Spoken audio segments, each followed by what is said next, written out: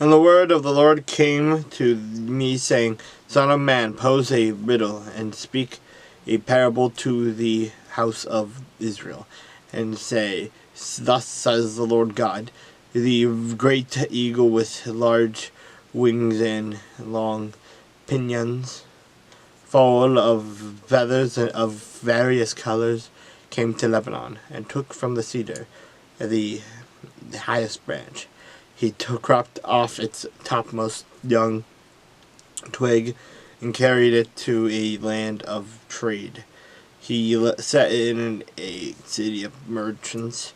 Then he took some of the seed of the land and planted it in a fertile field. He placed it by abundant waters and set it like a willow tree, and it grew and became a spreading vine of low stature. Its branches turned toward him, and its roots were under it.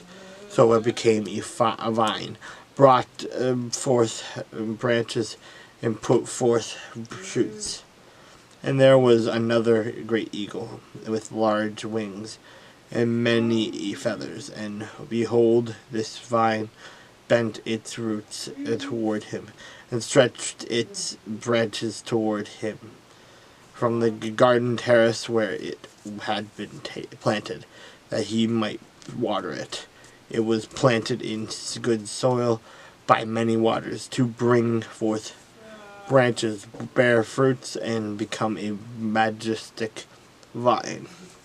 Say, Thus says the Lord God, will it thrive? Will it be not pull up its roots, cut off its fruit, and leave it to wither? All of its spring leaves will wither, and no great power or many people will be needed to pluck it up like by its roots. Behold, it is planted. Will it thrive?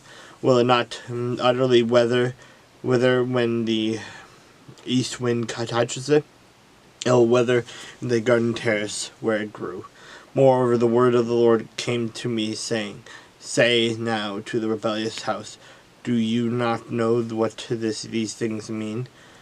Tell them, indeed, the king of Babylon went to Jerusalem, and took its king and princes, and led them with him to Babylon. And he took the king's offspring, made a covenant with him, and put him under oath.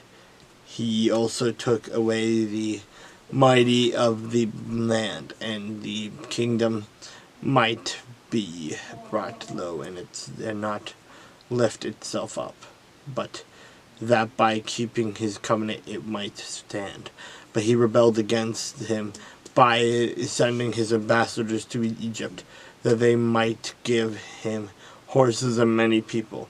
Will he prosper? Will he who does such things escape? Can he break a covenant and still be delivered?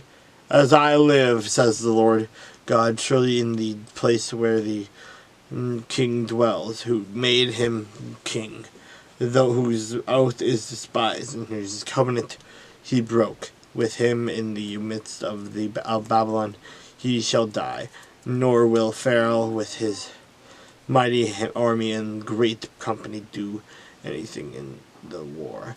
That when they heap up a siege mound and build a wall to cut off many persons, since he despised the oath by breaking the covenant, and in fact gave his hand and still did all these things, he shall not escape.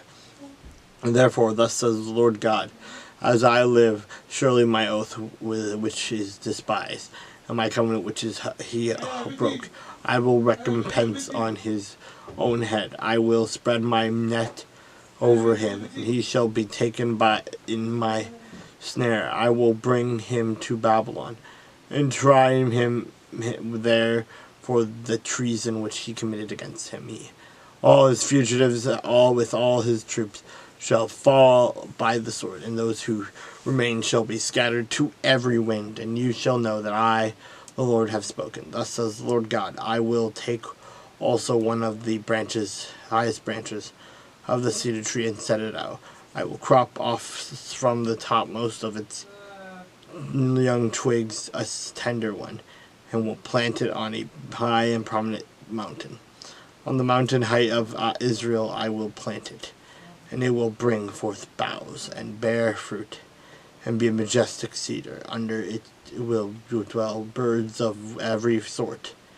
In the shadow of its branches they will dwell, and all the trees of the field shall know that I, the Lord, have brought down the high tree, and exalted the low tree, dried up the green tree, and made the dry tree flourish. I, the Lord, have spoken and have done it.